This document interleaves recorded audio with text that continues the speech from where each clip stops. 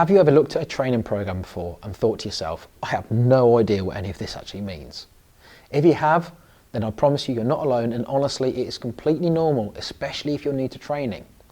So I'm going to do my best now to quickly break down what the programming language, or the prescription as it's also known as, actually means.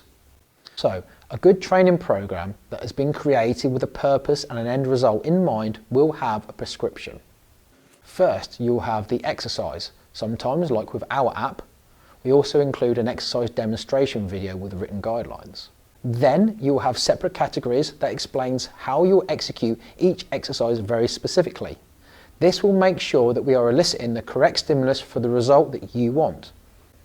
You then have reps in the first category, which is short for repetitions. We call one complete cycle of an exercise a repetition. You will then be given the amount of reps you'll need to complete for each exercise before you rest in this box.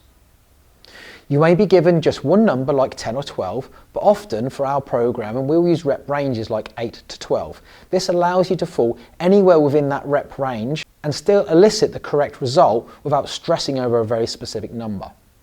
We then have sets. This refers to exercise repetitions as a collective and lets us know how many times we'll be repeating the exercise before moving on to the next exercise. For instance, if your program has 2 sets of 12 reps, that tells us you will complete the full set of 12 reps. You will then rest before moving on to the next set of 12 repetitions, and so on. The next up is rest, and this tells us how long we will rest for before moving on to the next set or continuing on to the next exercise. Now we have tempo. This is probably the most confusing of them all, as it normally consists of a block of numbers and letters. The numbers range from 0 to 4 and represent seconds, and the letters will be X for explosive and A for accelerate. Explosive is for lighter loads that can be moved very fast from the start of the movement.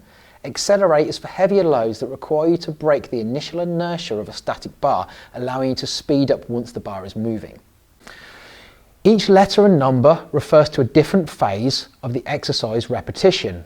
For instance, on a bicep curl, you start at the bottom and the first letter or number refers to the lift or the concentric phase. For instance, 1 would mean you take 1 second to lift up. The next number refers to the pause of this isotonic phase at the top, and we'll tell you how long you pause for here. Then the next number refers to the lowering or the eccentric phase, and then finally the last number refers to how long we pause at the bottom before starting the process off again. A point to note is that some exercises may start with the concentric or the contraction, and others may start with the eccentric or the lowering. Just understand that that first number will represent where you're starting on your exercise. Finally, we have RPE, or rate of perceived exertion. Understand this is really important and it makes a good program great. RPE is scored on 1 to 10 system, 1 being very easy and 10 being maxed out. There was nothing left to give, and this helps us let you program your own weight. So if we give you a 7 to an 8, you then select the correct weight that gives you that feeling of a 7 to an 8 RPE. So guys, that's the breakdown of the programming language.